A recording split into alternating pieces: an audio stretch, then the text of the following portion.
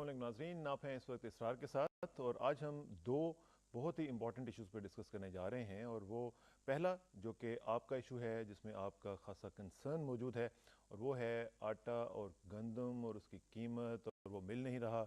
इस इशू को आज हम ज़रा देखना चाह रहे हैं कि क्या सूरत हाल है आज, क्यों इतनी ज़्यादा लोगों में एक परेशानी हम देख रहे हैं, इसका क्या एक्चुअली बैकग्राउंड क्या है और इसको हम ठीक कैसे कर सकते हैं, इसका आज हम तजिया करने की कोशिश करेंगे। दूसरा हम वही चीज़ जो हम डिस्कस करते आ रहे हैं वो है सियासी मंजरनामा। उसमें मुख्तलिफ चेंजेस आ रही हैं। तकरीबन मेजर जो पार्टीज़ हैं वो अब इलेक्शन में जाने का ऐलान कर चुकी हैं। उसका क्या इम्पैक्ट पड़ रहा है, मुख्तलिफ पॉलिसीज़ बनाई जा रही हैं, मुख्तलिफ सीट एडजस्टमेंट्स जो हैं उनकी भी खबरें आ रही हैं। इसका भी आज हम तजिया करने की कोशिश करेंगे। दोनों चीज़ों को मिक्स करेंगे और आटा और सियासत दोनों मिक्स होंगी और आपकी कॉल्स भी लेने की कोशिश करेंगे। और मैं देखूंगा कि अगर आप इस मामले में कुछ कहना चाहें तो आप हमें कॉल्स कीजिएगा। नंबर्स अभी थोड़ी देर तक आप देखेंगे स्क्रीन पे और आप हमें कॉल्स करके बताइएगा, ख़ास तौर पे आटे के इशू के ऊपर और गंदम के इशू पर अगर आपके कंसर्न्स हैं तो आप ज़रूर बताइएगा। पहले हम बात करेंगे आटा और गंदम की सूरत हाल और इसमें दरमान में ही हम मुख्तलिफ लोगों से फ़ोन पे जो सियासी मंजरनामा है उसकी भी बात करेंगे। गंदम और आटे की सूरत हाल के हवाले से हमारे साथ स्टूडियोज़ में तशरीफ़ ला चुके हुए हैं जनाब ब्रिगेडियर हफीज़ अहमद साहब, MD हैं यूटिलिटी स्टोर्स कॉरपोरेशन के, और उनके साथ तशरीफ़ रखते हैं सीरत असगर साहब जो कि जॉइंट सेक्रेटरी फूड हैं वज़ारत ख़ुराक व ज़राअत के। थैंक यू बोथ, आपका बहुत शुक्रिया ब्रिगेड साहब। एक चीज़ तो ये बताइएगा कि थोड़ा सा एक बैकग्राउंडर के तौर पर मैं चाहूँगा कि ज़रा लोगों को पता चले कि इशू क्या है, क्यों इतना ये शॉर्टेज हुई है, किस वजह से हुई है, उसके क्या फैक्टर्स जो हैं वो इन्वॉल्व हैं, ज़रा काइंडली आप उसमें ज़रा बताइएगा हमें। जैसा कि आपने मुख्तलिफ ज़राए से आपको मालूम है और ख़बरें भी आती रही हैं कि पाकिस्तान में बहुत ज़्यादा गंदम वाफर मकदार में होने के बावजूद कुछ अर्सा से कीमतों में इंक्रीज़ आता रहा। लेकिन इससे पहले कि इंक्रीज़ ज़्यादा होता तो हुकूमत ने कुछ इकदामात लिए हैं जिसकी सीरत साहब भी निशानदेही करेंगे। उसमें गंदम की इंपोर्ट शामिल है और बैन इन ए वे इसको एक्सपोर्ट करने में ड्यूटी का लगाना शामिल है और बाकी मेयर्स हैं। इसी तरीके से सूबाई हुकूमतों को कोटे की फराहमी करने का इसमें अंसर शामिल है। लेकिन जहाँ तक मैं अपने यूटिलिटी स्टोर कॉरपोरेशन के हवाले से इस गंदम के बुरहान में अपनी ज़िम्मेदारी और हमारा क्या लाया अमल है और आइंदा हम क्या करने वाले हैं उसके बारे में मैं ज़्यादा तफसील से बात करूँगा। जैसे कि आपको पता है कि सितंबर के महीने में हुकूमत वक्त ने जो महसूस किया कि गंदम की कीमत चूँकि बढ़ रही है तो यूटिलिटी स्टोर कॉरपोरेशन को ये टास्क दिया गया कि पास्को से गंदम लेकर उसको पिसवा कर आप 13 रुपये फ़ी किलो के हिसाब से बेचना शुरू करें। तो जो हमारा कोटा था वो हम सितंबर 25 से लेकर सितंबर अक्टूबर में वो हम 13 रुपये फ़ी किलो के हिसाब से देते रहे और दे रहे हैं अभी भी उसी रेट से। लेकिन अब जो हुआ है कि पहले मार्केट और हमारे रेट्स में फ़र्क थोड़ा था, कहीं 2 रुपये कहीं 3 रुपये। अब चूँकि कुछ हालिया चंद एक दिनों से ओपन मार्केट में चूँकि रेट बढ़ गए हैं और जिसमें ख़ास तौर पर बड़े शहरों लाइक कराची और NWFP में, तो उस तरीके से जो गैप है बिटवीन द प्राइस जो कि हम दे रहे हैं और बाज़ार में वो खासा इंक्रीज़ हो गया है, जिसकी वजह से अनप्रेसिडेंटेड रश जो है वो हमारे स्टोरों पे हर स्टोर आया। पे लाइंस लगी हुई हैं। लाइन लगी है। अब लाइन की जब हम बात करते हैं तो उसकी दो वजूहत है। पहली वजह तो ये है कि अट्रैक्शन है because of the price and government focus करके उन लोगों को देना चाहती है। दूसरी बात यह है कि अब हम नंबर ऑफ़ स्टोर, जैसे कि आपके पिछले प्रोग्राम में मैंने बताया था कि हुकूमत ने इसका एक्सटेंसिव तौर पर एक्सपेंशन की और अब हमारे तकरीबन 4000 स्टोर्स हैं। लिहाजा चूँकि स्टोरों का स्प्रेड भी ज़्यादा है और इसलिए जो हम वीट सप्लाई करते हैं उसको भी हमने इस तरीके से मद्देनज़र रखा हुआ है कि वो इलाके जहाँ गंदम पैदा होती है लाइक सेंट्रल पंजाब, वहाँ पे हमारा कम कोटा है। बरानी इलाके पंजाब के रावलपिंडी, इस्लामाबाद, अटक वगैरह या NWFP के इलाके और इसी तरीके कराची शहर में वहाँ हमने इसकी तफसील बढ़ा दी है।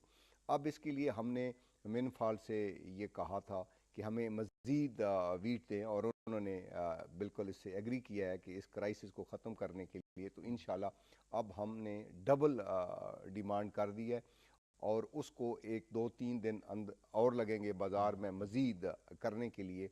तो इससे कम अज़ कम काफ़ी हद तक लोगों को चूँकि रिलीफ भी मिल रही है और प्राइसेस में कंसेशन भी है, इस वजह से बहुत अभी ज़्यादा अभी रश है। आपको सप्लाईज जो है वो पास्को से कितनी मिल रही है? हाँ, इस वक्त हमें 50,000 मीट्रिक टन माहाना सप्लाई थी, जिसके लिए स्टेट अवे हमने पहले 75,000 का, लेकिन 2-3 दिन से जब हमने ये देखा तो हमने RD इनको रिक्वेस्ट किया कि 1 लाख मीट्रिक टन हमें दी जाए पर मंथ। तो इसके लिए अभी चूँकि इम्पोर्ट भी हो गई है गंदम, और वो इनको वो सिंध इंपोर्ट साहब हुई बताएं, नहीं, अभी हो रही है, अभी हो होगी। चुकी भी है, हो चुकी है, 1 लाख टन तो अभी आने वाली है। आने वाली है, लेकिन जो हो चुकी है वो 2 जहाज आ चुके हैं, और वो सिंध गवर्नमेंट को TCP ने मेरे ख्याल लेकिन से 4,000 आप कह रहे हैं कि यूटिलिटी स्टोर्स हैं, जी उनके लिए 50,000 जो मीट्रिक थोड़ा टन है, ये थोड़ा है, इस वजह से काफ़ी हमने थोड़ा है। थोड़ा है, इसलिए हमने 1 लाख मीट्रिक टन का है, और जब ये डबल हो जाएगी तो इसमें, लेकिन इसमें ये एक है कि कुछ इलाके ऐसे हैं, रूरल इलाके हैं, जहाँ दही इलाके में लोग अपनी गंदम खुद रखते हैं, तो वहाँ तो हमारी इसकी तरसील कम है।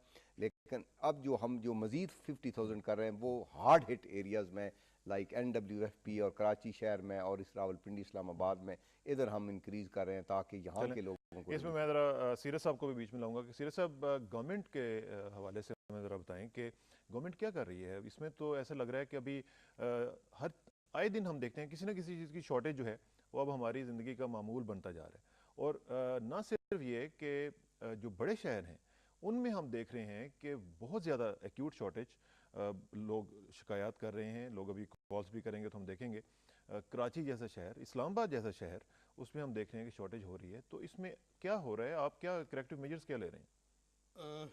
इसरार साहब, बात यह है कि गंदम हो या कोई दूसरी जिन्स, उसके जो सप्लाई एंड डिमांड उसकी डिटरमिन करता है उसकी प्राइस को।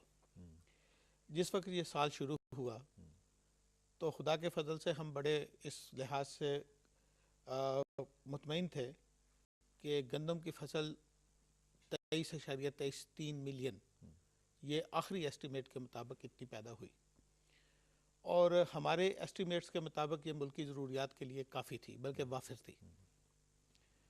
लेकिन और अगर आप इस मसले को शुरू से देखें, जब से ये माली साल शुरू हुआ है, तो सितंबर के महीने तक सिचुएशन बिल्कुल ठीक थी। सितंबर के महीने से एकदम मार्केट जो है उसने रिएक्ट किया और प्राइसेस एकदम ऊपर जाना शुरू हो गई। तो जो कि क्रॉप एस्टिमेट्स थे उसके मुकाबले उनके होते हुए ये एक ऐसी चीज़ थी जो बड़ी अनफेमिलियर सी थी।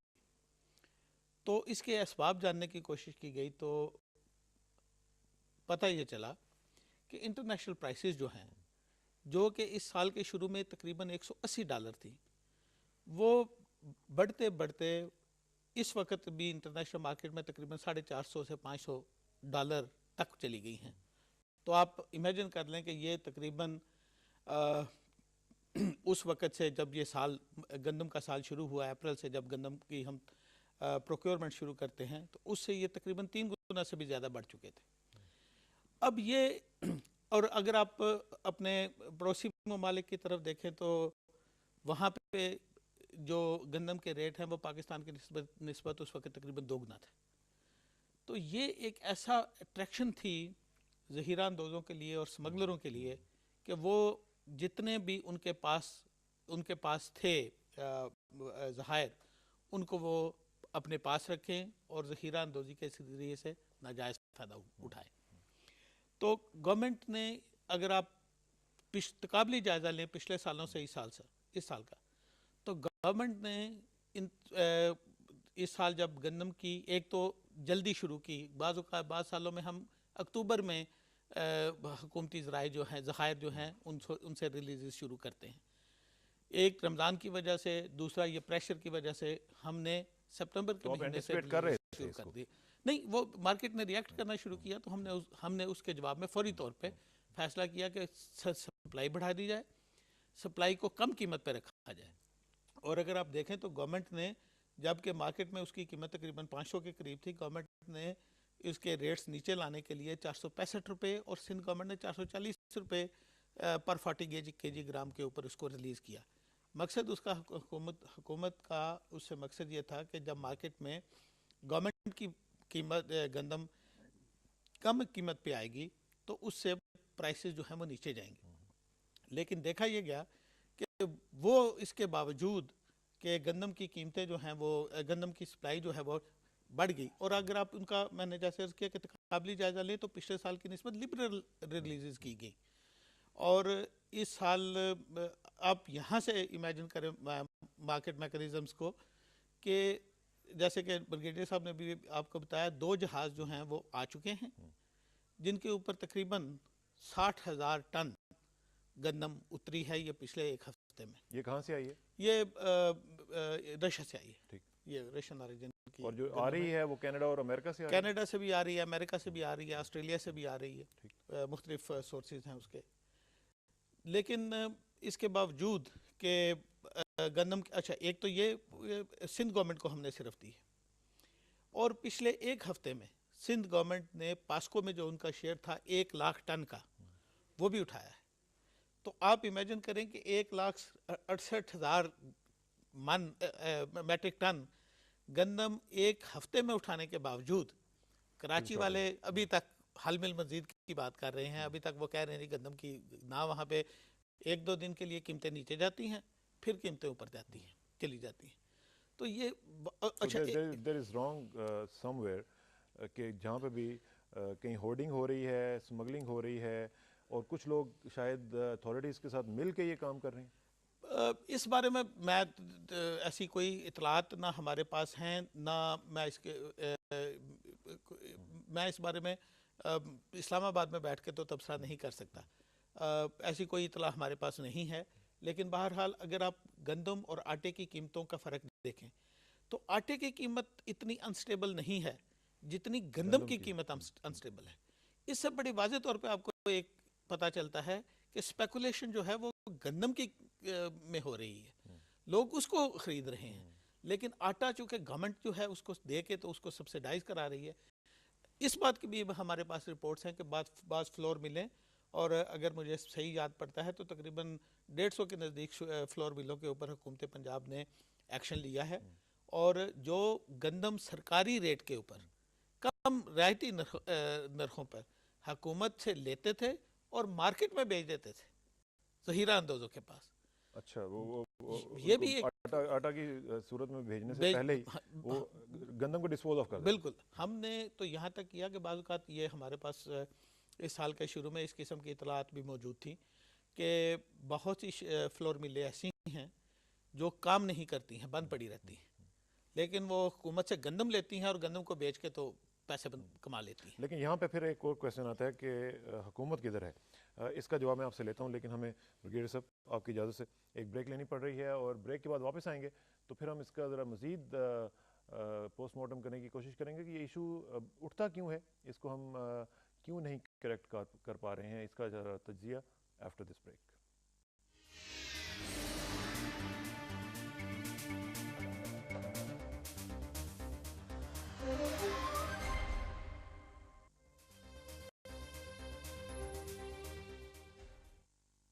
वेलकम बैक नाज़रीन। बात हो रही है बहुत ही इंपॉर्टेंट इशू के हवाले से, और वो है गंदम और आटे का। हम जो आजकल क्राइसिस देख रहे हैं इस तरह क्यों हो रहा है, इसका आज हम तजिया करने की कोशिश करेंगे, और साथ साथ हम सियासी जो मंजरनामा है उसको भी हम ज़रा टच करेंगे, और मुख्तलिफ लोगों से ज़रा फ़ोन पे बात करके पूछेंगे कि वो इस वक्त क्या कर रहे हैं। ब्रिगेडियर साहब, यूटिलिटी स्टोर्स कॉरपोरेशन, मुझे याद है हमारा जो पिछला प्रोग्राम हुआ करता था उसमें जब आप तशरीफ़ लाए थे तो आपने बताया था कि हम साल के अंदर अंदर इतने जो टारगेट है वो पूरा कर लेंगे यूटिलिटी स्टोर्स का। अब सिर्फ टारगेट पूरा करने से तो मामला हल नहीं होता। नंबर ऑफ यूटिलिटी स्टोर्स अगर आप बढ़ा देंगे और उस पर अगर आप सर्विसेज अवेलेबल नहीं होंगी तो फिर मसाइल तो होंगे। ये आपने बिल्कुल इसकी बात तो बिल्कुल सही निशानदेही की, लेकिन अगर आप देखें तो इस वक्त हम चीनी का हिसाब लें कि शुगर जो है वो हम लेट से कि 40,000 मीटर टन बेच रहे हैं, आटा 50,000 मीटर, लेकिन आटे की चूँकि वॉल्यूम और ज़्यादा रिक्वायरमेंट होती है, तो अब जैसे हमने वो 50,000 से 1 लाख कहा, तो जब 4,000 स्टोर के ऊपर वो 1 लाख को डिस्ट्रीब्यूट किया जाएगा तो वो उससे कम आएगा। और डेफिनेटली इसका जो इम्पैक्ट है वो हो रहा है, क्योंकि 1 बिलियन की जब सेल हुआ करती थी, अभी वहाँ पर 4.5 बिलियन की सेल हो रही है इन स्टोरों से। So it is the question of availability. दूसरा इन्होंने जो बड़ी सही बात की है, दूसरी बात यह है कि जब आप यूटिलिटी स्टोर कॉरपोरेशन एक टारगेटेड फोकस करती है एक ख़ास पॉपुलेशन को जो गरीब है और उनके लिए है, basically it is not for the entire population. अब जब कोई चीज़ बाज़ार में कम होती है तो डेफिनेटली फिर वो लोग जिनको प्राइस से गर्ज नहीं होती वो भी नॉन अवेलेबिलिटी के ज़ोर से इधर आने की कोशिश करते हैं। और यही कॉरपोरेशन का बेसिकली मकसद भी यह है कि प्राइस को स्टेबलाइज किया जाए और कंट्रोल किया जाए। बहुत ज़्यादा क्राइसिस के अंदर एक विंडो लोगों को अवेलेबल होती है। दूसरी बात जैसे ये है कि रिलीजेस जब होती हैं मिल्स को, वो प्रोविंशियल गवर्नमेंट की तरफ से पास्को की, तो अगर वो ग्राइंड करती हैं सही तौर पर जो कोटा हर महीना, तो उससे फिर क्या होगा, जब फ्लोर बन जाता आटा, फिर आटे की लाइफ एक लिमिटेड है, उसको होल्ड बैक नहीं किया जाता जैसे इन्होंने कहा, तो वो फिर बाजार में जब आता है तो डेफिनेटली प्राइसेस गिरती हैं। तो मुझे उम्मीद है कि अब जब लोगों को ये यकीन होगा कि इम्पोर्टेड वीट भी आ रही है और गवर्नमेंट और भी इंपोर्ट करने के लिए, तो हो सकता है कि अब जो ज़ख़ीरा अंदोज़ हैं या जो मिल वालों भी अगर कोई ग्राइंड नहीं कर रहा, गवर्नमेंट से कोटा ले रहा है, और उसके अभी तरीके हैं चेक करने के लिए कि उसका बिजली का बिल चेक किया जाए कि उसने कितना ग्राइंड किया है, तो डिफरेंट एडमिनिस्ट्रेटिव मीन्स हैं जिसकी वजह से ये किया जा सकता है। क्या लेकिन आप एक्सपेक्ट कर रहे हैं कि आपको जो आपने डिमांड की है 1 लाख टन जी, वो मिल भी जाएगी इन द प्रेजेंट सिनेरियो? इंशाल्लाह मुझे इसको भी उम्मीद है, बिकॉज हुकूमत तो बेसिकली ये नहीं चाहती कि आवाम को परेशानी हो। तो जहाँ तक मिनफाल है या पास्को है, जिन्होंने गंदम देनी है, उनके पास जो ज़खायर हैं, तो डेफिनेटली वो रिलीज़ करेंगे और उस पर ये फ़ायदा होगा कि कम से कम जो इधर रिलीज़ करेंगे वी विल मेक श्योर कि that is available to the customer. वो तो इसको हम तो डे टू डे बेसिस पे जो करते हैं, एवरी डेली बेसिस पे, तो उसका चूँकि गवर्नमेंट भी और पास्को भी और मिनफाल का भी कंसर्न तो एक ही है कि इसको करें, और इसलिए उन्होंने ऑलरेडी मतलब कह दिया है कि वी विल सपोर्ट यू जितनी भी आपको चाहिए। तो इंशाल्लाह ये 50,000 मीटर का अच्छा, ऑलमोस्ट डन। सीरत साहब, मुझे ये एक चीज़ for the sake of my viewers, एक चीज़ ज़रा बताइएगा कि हमारी टोटल कंजम्पशन कितनी है पूरे पाकिस्तान की तो पॉपुलेशन? ये तकरीबन 21 लाख से ज़्यादा है। ठीक है, और हमारी प्रोडक्शन? जो यूनाइटेड नेशंस के हैं अदाद शुमार, उनके मुताबिक एक फ़र्द को एक साल के लिए 125 तकरीबन 124 जो है वो किलोग्राम गंदम की ज़रूरत है। और अगर आप 16 करोड़ की आबादी के साथ इसको ज़रब दे तो ये तकरीबन 21 कुछ मिलियन की रिक्वायरमेंट बनती है। तो चूँकि हमारी प्रोडक्शन जो थी वो एस्टिमेटेड थी 23.3 पे, तो हमारा ख्याल था कि हम सेल्फ सफिशिएंट है, बल्कि हमारा तो ख्याल था कि शायद हम ज़्यादा कंफर्टेबल पोजीशन में हैं। लेकिन चंद एक और भी ज़मीनी हकीकतें ऐसी थी जिसकी वजह से गंदम का बहरान जो है वो ज़्यादा शदीद हुआ। एक की तरफ मैं पहले इशारा कर चुका हूँ कि इर्द गिर्द के मुल्कों में इसकी डिमांड बहुत ज़्यादा बढ़ गई, और पाकिस्तान का चूँकि एक बहुत वसी बार्डर है तमाम हमसाया ममालिक के साथ जो जिसको मुकम्मल तौर पे बंद नहीं किया जा सकता, तो वहाँ पे गंदम की स्मगलिंग हुई। अब हमने उसके ऊपर जितनी भी हुकूमती इदारे हैं सबको ये हदायत जारी करवा दी हैं। स्मगलिंग अंदाज़न कितनी होती है? स्मगलिंग का अंदाज़ा नहीं लगाया जा सकता, लेकिन उसका अंदाज़ा लगाया जा सकता है जिसका हमें पता होता है या हमारे लोगों से मिल के की जाती है। देखिए, मैं गंदम के साथ वफाकी हुकूमत गंदम के साथ सिर्फ ये प्रोविंशियल सब्जेक्ट है, मुझे पता है, लेकिन ये वफाकी हुकूमत पे ही बात आती है जब भी आती है कि जनाब आटा महंगा हो गया, आप क्या कर रहे हैं, प्राइस महंगी हो गई है वीट की, तो आप क्या कर रहे हैं। आप बिल्कुल ठीक फरमा रहे हैं। मसला सिर्फ इतना है कि जो इंतज़ामी इख्तियारात हैं वो आइनी तौर पे सूबाई हुकूमतों के पास, ठीक है, तो वफाकी हुकूमत इंतज़ामी इख्तियारात में तो मुदाखलत कर नहीं सकती। लेकिन ये आपने ठीक कहा कि ये वफाकी हुकूमत की जिम्मेदारी है कि अगर मुल्क में आटे की कीमतें एक मुकर्ररा हद से ज़्यादा बढ़े तो उनको नॉर्मल करने के लिए फौरी इंतजाम करें। तो आप वैसे मैंने जैसे पहले भी प्रोग्राम के शुरू में भी अर्ज़ किया था कि ये क्राइसिस जो है गंदम का, ये रियल नहीं है, ये पैदा करता है हकीकी। ठीक है, मैं सिर्फ ये समझना चाह रहा हूँ जी और समझाना भी की कोशिश कर रहा हूँ हमारे नाजरीन जो हैं कि 21 लाख टन यहाँ पे ज़रूरत है। 23.3 लाख टन जो है वो आप एक्सपेक्ट कर रहे थे कि हमारी जो पैदावार है वो ज़ाहिर है कि उससे ज़्यादा थी। अब इसके अलावा हम इंपोर्ट भी कर रहे हैं। नहीं, वो मैं उसी तरफ इशारा करने लगा था। एक वजह तो ये हुई कि इंटरनेशनल मार्केट में चूंकि उसकी कीमतें बढ़ गई तो उसकी क्रॉस द बॉर्डर जो है वो डिमांड बढ़ गई। उस डिमांड की वजह से जिस बंदे के पास गंदम थी या जिसके पास जो उसको होल्ड कर सकता था, उसने मार्केट में जितने भी ज़खायर मौजूद थे उसको होल्ड कर लिए। जो गंदम की सप्लाई जब कम हुई तो ऑटोमेटिकली उसकी प्राइसेस जो हैं वो ऊपर चली गई। चंद एक और भी वजूहात हैं इसके अलावा। मसलन अगर आप पूरी दुनिया की तरफ देखें, और वो बुनियादी वजह वही है जिसकी वजह से इंटरनेशनल मार्केट में गंदम की कीमतें बढ़ी।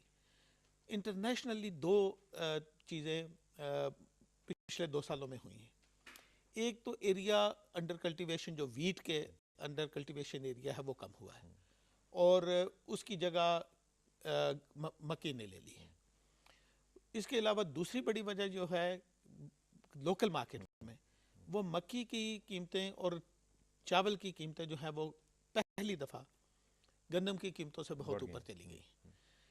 अब जो एनिमल फीड बनाने वाले हैं उनके लिए लोकल मार्केट से जो अवेलेबल अनाज जो सस्ते दामों ज़्यादा मिलता है वो गंदम थी। तो उन्होंने वीट की इनकी मकई की जगह और उसकी जगह चावल की जगह उन्होंने इसकी मकदार ज़्यादा बढ़ा दी। एक और भी वजूहत हैं जिनको हमने अकाउंट फॉर जनरली नहीं करते। पिछले कुछ सालों में आपने देखा होगा, अगर अब मैं यूटिलिटी स्टोर्स पर भी जाता हूँ तो यूटिलिटी स्टोर पर भी खासी बड़ी मकदार में गंदम की प्रोडक्ट्स बड़ी आ गई हैं, और जिसमें लजानिया है, जिसमें पास्ता है, जिसमें नूडल्स हैं, और उनका इस्तेमाल भी बहुत बहुत बढ़ गया है। लेकिन इसमें ये इतने बड़े फैक्टर्स नहीं है साहब। देखें, मसला जो है ना वो दो ही है, एक तो स्मगलिंग और दूसरी होर्डिंग। जी बिल्कुल। मेन और मेजर जिसको आप कह सकते हैं कि जो प्रॉब्लम हमें दे रहा है जी वो ना लजानिया है ना पेस्ता है, वो ये होर्डर्स हैं और स्मगलर्स हैं। अब इनके ऊपर क्रैकडाउन जो है ये तो हुकूमत का काम है ना। मैंने जैसे पहले अर्ज किया कि आईनी तौर पे ये सूबों की जिम्मेदारी है, और मैंने पहले इस तरफ इशारा भी किया था कि सूबाई हुकूमतों ने फ्लोर मिलों के ऊपर दो फैसले किए थे हमने। एक तो कोई नॉन फंक्शनल फ्लोर मिल जो है उसको गंदम का आटा रिलीज नहीं किया जाएगा। अब ये पता करने के लिए कि कौन सी मिल फंक्शनल है और कौन सी नॉन फंक्शनल है, हमने उनसे कहा जी कि आप अपने बिजली के बिल दे दें। अगर तो वो मिल फंक्शनल है तो पता चल जाएगा कि कितना बिल वो दे रही है। तो हमने सिर्फ गंदम उन फ्लोर मिलों को दी जिनके पास बिजली के बिल थे। दूसरा जो हमने लिया कि हमें ये पता चला कि बाज़ मिलें उतना ग्राइंड नहीं कर रही जितना आटा उनको दिया जा रहा है, वो थोड़ा कुछ ग्राइंड करती हैं और कुछ जो है वो मार्केट में दे देती हैं। तो उनके ऊपर पंजाब हुकूमत ने, सिंध हुकूमत ने अभी क्रैकडाउन शुरू किया है। पंजाब हुकूमत ने तकरीबन, जैसे मैंने पहले भी शायद इस तरफ इशारा किया है, कि 150 से ज़्यादा फ्लोर बिलों के ऊपर तादीबी जो है इकदाम किए हैं। प्राइस मजिस्ट्रेट्स के थ्रू उन्होंने जो आटे को ज़्यादा महंगा बेचते हैं उनके ऊपर भी उन्होंने काफ़ी इकदाम किए हैं। लेकिन ये आप मार्केट मैकेनिज्म में एक अजीब बात है कि जब आप कॉस्ट डिफरेंशियल को, एक बंदा है जिसके पास एक चीज़ है जो कि उसको गवर्नमेंट के पास से मिलती है तो वो 465 रुपये की मिलती है, जब वो इंटरनेशनली उसकी प्राइस देखता है तो वो तकरीबन 700-800 के नज़दीक देखता है, तो वो उसके लिए ये बड़ा मुश्किल है कि वो 400 एक चीज़ 800 रुपये की चीज़ जो है वो 400 रुपये में दे दे। उसको रेजिस्ट नहीं कर पाता, वो उसको रेजिस्ट नहीं कर पाता। ये टेम्पटेशन एक इस किस्म की है। तो ज़हीरा अंदोज़ों के खिलाफ तो जो है वो इकदाम जो है वो सूबाई हुकूमतें ही लेंगी। बिल्कुल ठीक है। इसमें सूबों का भी एक मसला है कि सूबे जो हैं वो इसमें क्या कर रहे हैं, फिर यूटिलिटी स्टोर्स का भी एक सिलसिला है। लेकिन हम दोनों पे मज़ीद बात करेंगे और साथ साथ नाज़रीन हम बात करेंगे सियासत के हवाले से भी। लेकिन एक ब्रेक के बाद please sit tight, will be right back.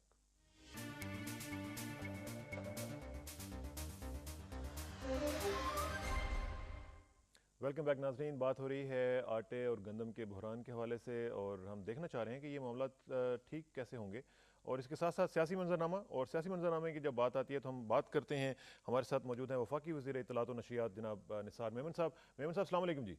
वालेकुम अस्सलाम, कैसे हैं सर? अल्हम्दुलिल्लाह निसार साहब, अल्लाह का शुक्र है। मुझे बताइएगा कि इस वक्त जो सिनेरियो हम देख रहे हैं निसार साहब, उसमें हम देख रहे हैं कि तमाम मेजर पार्टीज़ जो हैं वो अब इलेक्शंस में जा रही हैं, और लोग भी इस मामले में खुश हैं कि कम से कम एक इलेक्शन का जब सिलसिला चलेगा तो उसमें मज़ा भी आएगा उनको। अभी जो पाकिस्तान मुस्लिम लीग है उसकी क्या स्ट्रेटजी है? और आप चूँकि ज़ाहिर है कि केयर टेकर गवर्नमेंट को रिप्रेजेंट करते हैं, मैं इसलिए आपसे केयर टेकर गवर्नमेंट के हवाले से पूछूंगा कि आप इलेक्शन के हवाले से इस वक्त जो मेयर्स हो रहे हैं वो किस तरह के ले रहे हैं, उसको ख़ास तौर पे ट्रांसपेरेंट और फेयर एंड फ्री इलेक्शंस करवाने के सिलसिले में ज़ाहिर है कि आपकी जो मेजर मैंडेट है वो यही है। इस हवाले से आपकी अपडेट्स क्या हैं? सवाल पहले तो ये है कि ये बड़ी खुशाइन बात है कि सारी पॉलिटिकल पार्टीज जो मेजर हैं वो इसमें हिस्सा ले रही हैं इलेक्शन में, और ये इस बात की निशानदेही करती है कि पाकिस्तान के जो लीडरशिप है वो ये जानती है कि पाकिस्तान की आवाम चाहेगी कि इलेक्शन में जाएं ताकि उनको नई असम्बलियां जो मुंतखब होके आए उसके जरिए नई हुकूमतें मिलें। और ये बहुत अच्छा हुआ है, और मैं समझता हूँ कि ये भी एक तारीखी कदम है, क्योंकि तारीखी साल 2007 जो है बड़ा तारीखी साल गुजरा है, जिसमें हमने ये देखा कि 5 साल इलेक्शन के बाद वो असम्बलियों ने पूरा किया। उसके बाद सदर साहब ने अपने 4 ओहदों से जो शुरू किया था 2 पे आ गए थे, वो इस साल 2 में से 1 उन्होंने रखा, और वो फिर सिविलियन सदर की हैसियत से उन्होंने हलफ लिया। उसके बाद ये भी तारीख की बात है कि कुछ वजूहात से बिना पर जिनमें कि आपको के टकराव जो था इंस्टीट्यूशन का, इदारों का, और इंटरनेशनल दहशतगर्दी और मीडिया की तरफ से भी, और जो उनके जो मैंडेट था उसके तजावुज भी रहा। इन तीनों को मद्देनजर रखते हुए इमरजेंसी लागू हुई, मगर वो इमरजेंसी जो है और पीसीओ जो लगा था उसका भी 15 को सदर साहब ने ऐलान कर दिया कि वो ख़त्म हो जाएगा। तो मकसद ये कि जब हम 15 को दाखिल होंगे तो इंशाअल्लाह ताला सिविलियन सेटअप तो है ही, मगर कॉन्स्टिट्यूशनल रूल वापस आ जाएगा। और ये भी मैं बताऊं कि हम सब ने कॉन्स्टिट्यूशन के तहत हल्फ लिया है, और इस हल्फ का जिक्र मैं यूं कर रहा हूं कि उस हल्फ में ये है कि जब भी हम अपना कोई ओहदा संभालते हैं आइन के तहत कसमनामा जो लेते हैं, उसमें ये हम कमिटमेंट मुल्क को देते हैं, अवाम को देते हैं कि हम जो भी काम करेंगे वो आइन के साथ होगा। और दूसरी बात ये कि सबके साथ इंसाफ, और किसी भी इससे कतई नजर हो के कि माजी में क्या हमारी ख्यालात रहे हैं, किसी से वापसी रही है या फैमिलीज का है, उसको बालताक रखते हुए जो साफ और शफाफ इलेक्शन करवाने हैं वो करेंगे।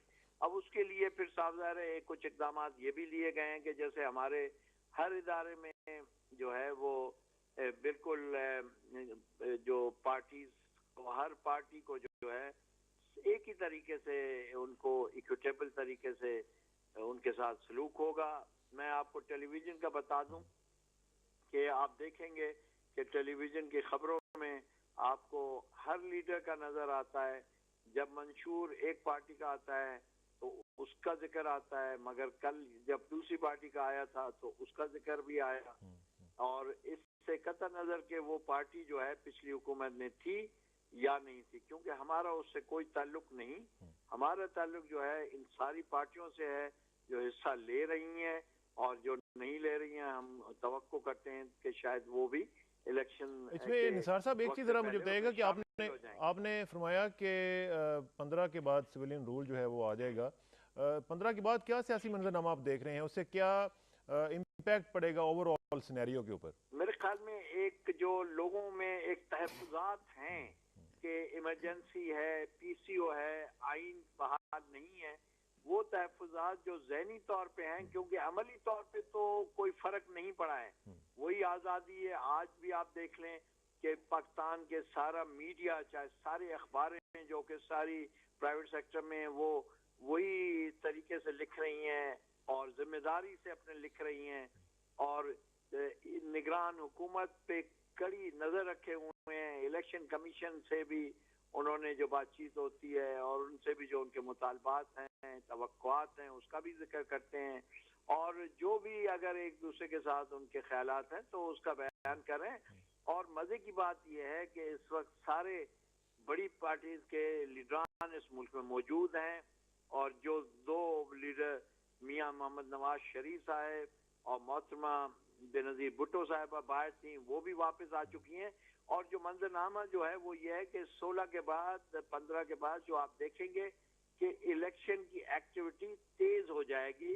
और इसमें अभी से आप देखें कि वो शुरू हो चुकी है, मगर उसमें तेजी आएगी। और उसमें ये जो अभाम जो रहता है या एक फिजा पे लोगों का ख्याल होता है कि इमरजेंसी की वजह से कुछ तहफुजात है, इंशाअल्लाह ताला वो ख़त्म हो जाएंगे और हम एक नई राह के तरफ चलना शुरू करेंगे। और वो राह जो है हमें इंशाअल्लाह ताला एक मंजिल की तरफ ले जाएगी कि इलेक्शन जो है वो इलेक्शन कमीशन करवाएगा, आज़ादाना होंगे और शफाफ होंगे। और हम ये भी करेंगे, हुकूमत निगरान हुकूमत की ये अवलीन तरजीहात में से है कि लॉ एंड ऑर्डर को मेंटेन रखें और दहशतगर्दी का मुकाबला करें और आज़ादी के साथ लोगों को मीडिया की आज़ादी इसके साथ साथ निसार साहब, उसके साथ काम करते रहे। इसके साथ साथ आपका मेजर मैंडेट तो जाहिर है कि इलेक्शंस है, लेकिन साथ साथ हम अभी स्टूडियोज में भी हम डिस्कस यही कर रहे थे कि एक वीट का और फ्लावर का एक क्राइसिस हम देख रहे हैं। उस हवाले से भी अगर आप थोड़ा सा, जाहिर है कि आप इन द लूप हैं के बारे में आपने आज ही देखा होगा कि वीट अच्छे मिकदार में हमारे यहाँ मौजूद है और रहा है। हुआ ये है कि अफगानिस्तान की तरफ जो है उनकी जो रिक्वायरमेंट थी उससे कहीं ज्यादा अफगानिस्तान के नाम पे वहाँ चला गया है। इन हालात में हमेशा होता है कि लोग ज़ख़ीरा अंदोज़ी भी करते हैं, मुनाफाखोरी भी करते हैं, उसका खात्मा जो है नोटिस लिया जा रहा है। और दूसरी बात मैं आपको ये भी बताऊं कि गवर्नमेंट ऑफ पाकिस्तान के जो ज़खायर हैं उनको रिलीज किया गया है। प्राइम मिनिस्टर साहब, मुझे याद है कि जब चीफ मिनिस्टर साहब सिंध से मेरी बात हुई तो उन्होंने बताया कि रात को 3 बजे तक उनकी बात हुई और उसके नतीजे में वो उन्होंने रिलीज किया है। और अब जो है मिलें भी चलना जो कुछ बंद हो गई थी वो भी शुरू हो रही हैं।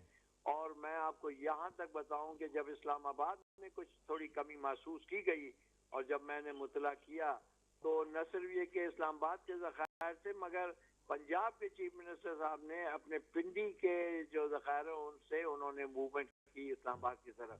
तो ये सारे कोऑर्डिनेटेड एक्शन की वजह से इंशाअल्लाह ताला इसमें कमी होगी।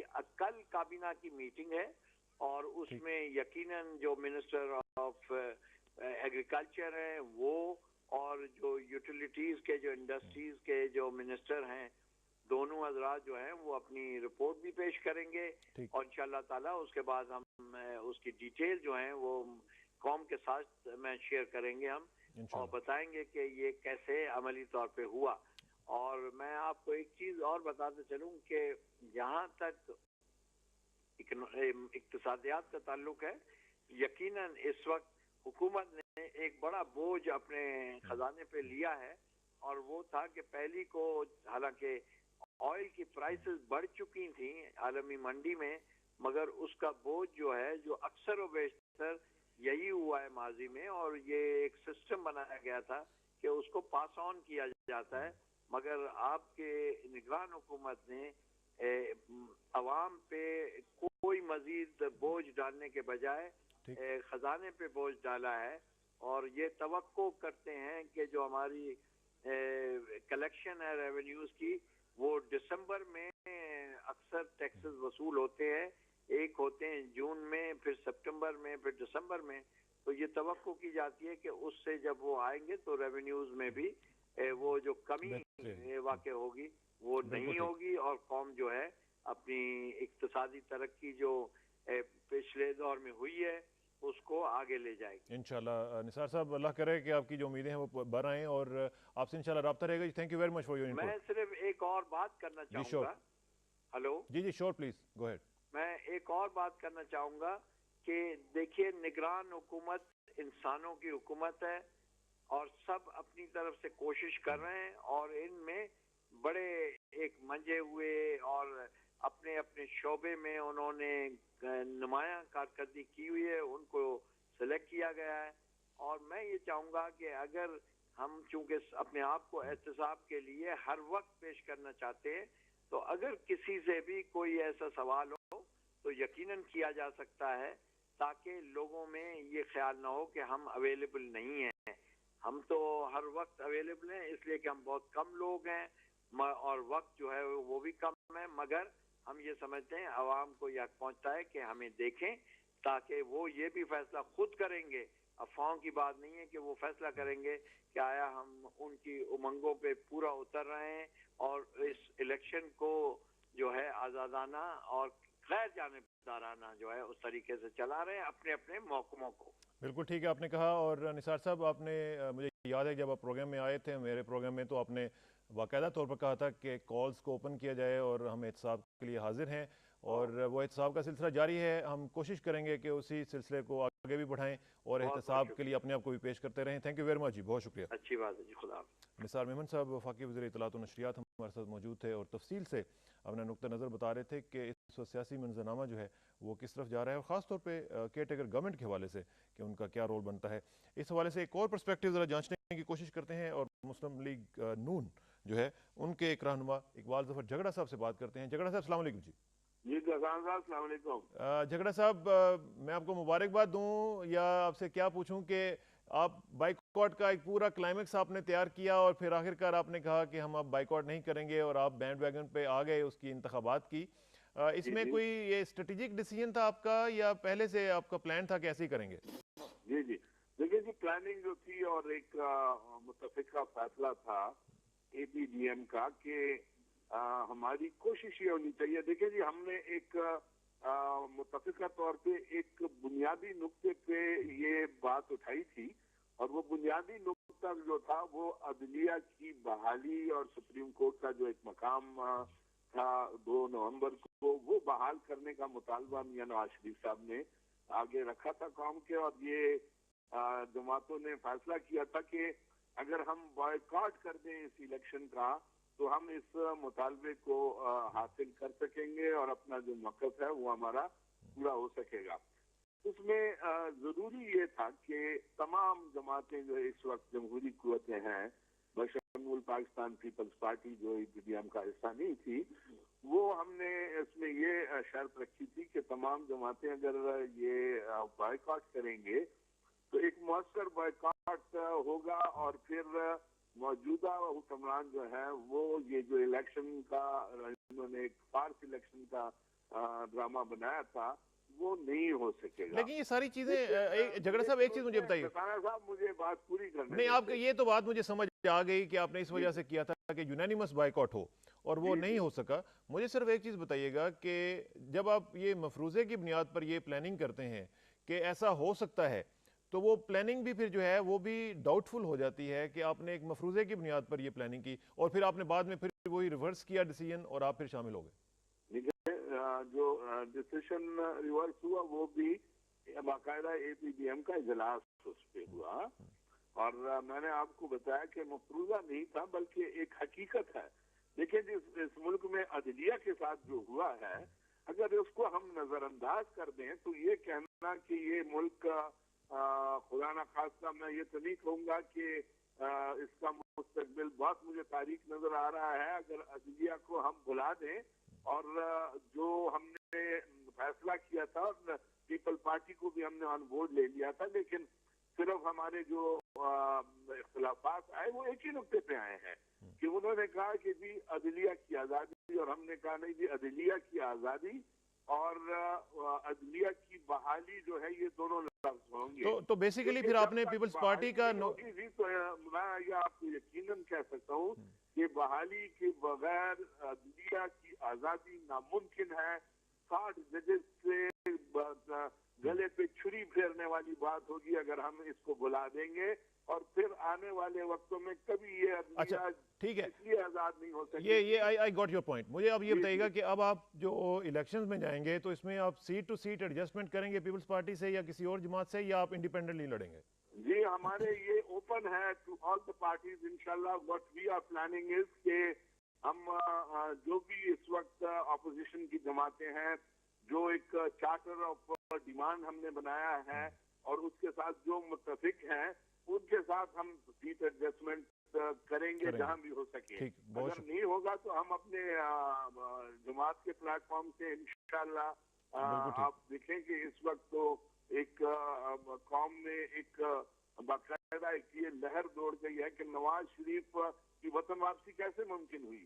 ये कौम का मुतालबा था और दुनिया ने देखा कि अगर इस मुल्क में इंतखाबात कराने हैं और दुनिया को ये साबित करना है कि हमने आजादाना इंतखाबात कराने हैं, तो फिर नवाज शरीफ की वापसी के बगैर ये मुमकिन नहीं। अब वो आ गए हैं तो अब कम से कम आपको खुशी होनी चाहिए कि अब इलेक्शन जो है वो फेयर एंड फ्री होगा इंशाल्लाह। फेयर एंड फ्री की तो मैं अभी बात नहीं कर सकता। ये तो अभी तक हम जो देख रहे हैं तो हुकूमत का जो प्रोग्राम है वो फ्री एंड फेयर इलेक्शन का नहीं है, लेकिन अगर तमाम जमातें इस पे जोर देंगी और वो फ्री एंड फेयर इलेक्शन के लिए जो डिमांड है उस पे प्रेस करेंगी और इकट्ठे होकर और मुतहिद होकर इसका मुकाबला करेंगी, बिल्कुल ठीक, किसी हद तक हम अपना मौक़िफ़ जो है। चले झगड़ा साहब, thank you very much.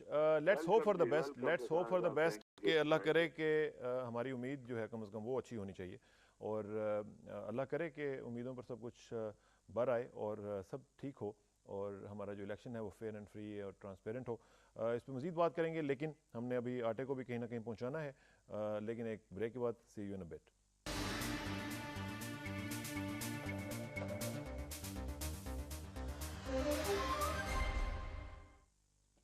Welcome back नाज़रीन। बात हो रही है आटे के बहरान के हवाले से, सियासी मंजरनामा दोनों को मिक्स कर रहे हैं, दोनों को गूंदने की कोशिश कर रहे हैं, लेकिन देखते हैं कि क्या बनता है।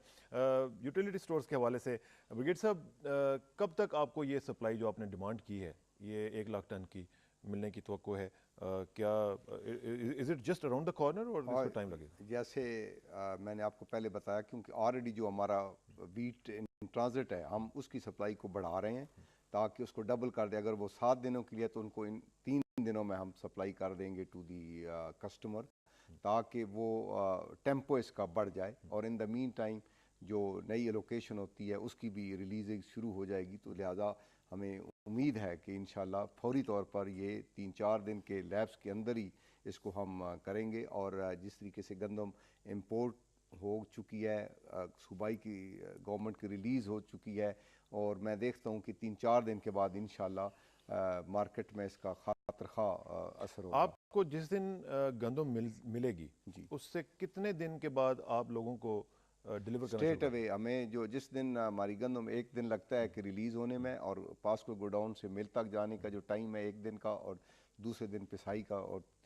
आप जाहिर है कि इस्लामाबाद की जो मिल्स हैं उनको यूज़ करते हैं उसके हम पूरे पाकिस्तान की जो मिल्स हैं हर जगह लोकल्स मिल्क इस्तेमाल करते हैं। जो पिंडी इस्लामाबाद की हैं वो इसमें लोकल्स मिल्स होती हैं, इसलिए कोई हमें उनसे आपका कॉन्ट्रैक्ट होता है या आप किसी भी मिल के पास? नहीं, हमारा कॉन्ट्रैक्ट होता है। हमने बाकायदा लोगों से रेट लिए हैं, अखबार में टेंडर देकर, जिन लोगों ने कम रेट पे पिसवाई। तो आपके पैनल पे कुछ मिल्स हैं जिनके पास आप तब 30 के करीब हमारे पैनल्स के ऊपर थ्रू आउट पाकिस्तान जो कि अपने इलाके में सप्लाई करते हैं। अब इसमें फिर गवर्नमेंट का एक रोल आ जाता है कि सीरियस साहब, इसमें गवर्नमेंट, अब जो मैंने कहा कि कब तक आपको इनकी सप्लाई जो है वो मिल जाएगी, आप इस हवाले से कुछ बताना पसंद करेंगे? जी बिल्कुल, जैसे कि ब्रिगेडियर साहब ने बताया कि 2 जहाज़ जो है वो दरामदी गंदम लेके कराची पहुंच चुके हैं, गंदम उनसे ऑफलोड की जा चुकी है और सिंध गवर्नमेंट के हवाले की जा चुकी है।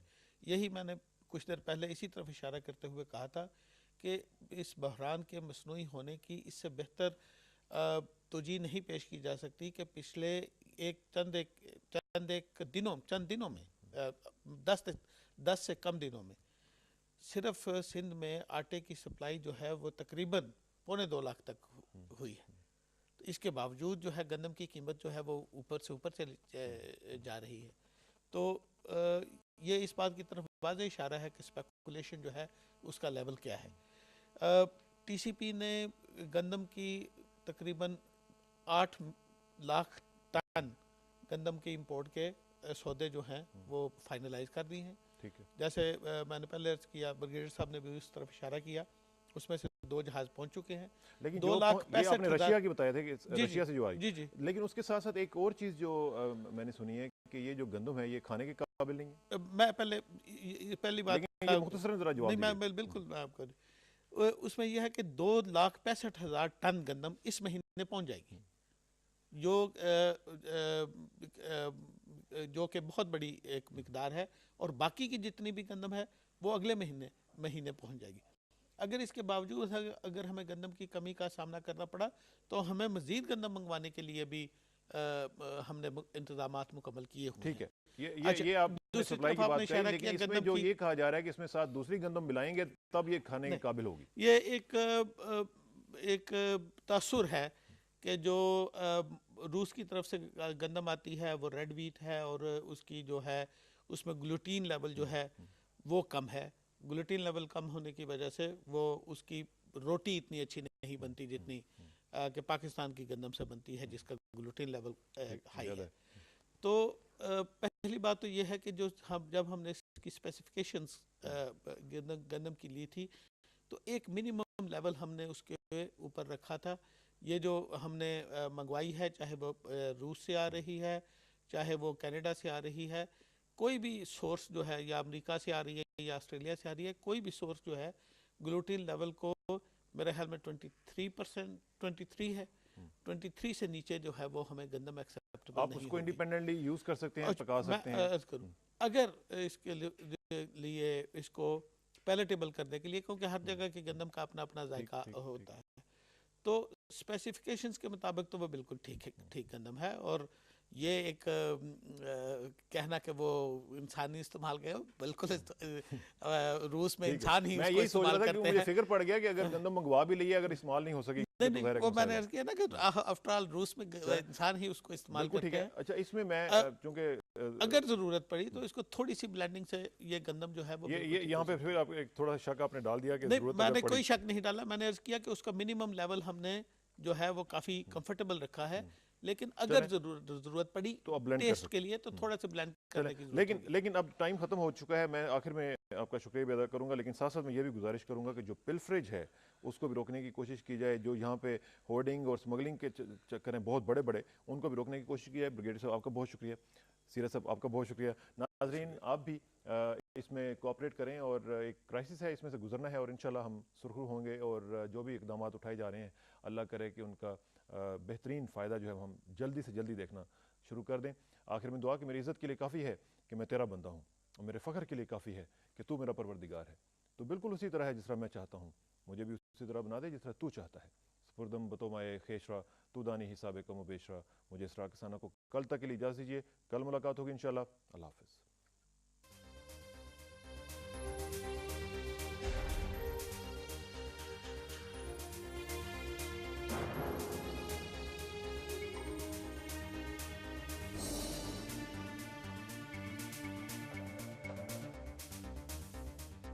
Thank you.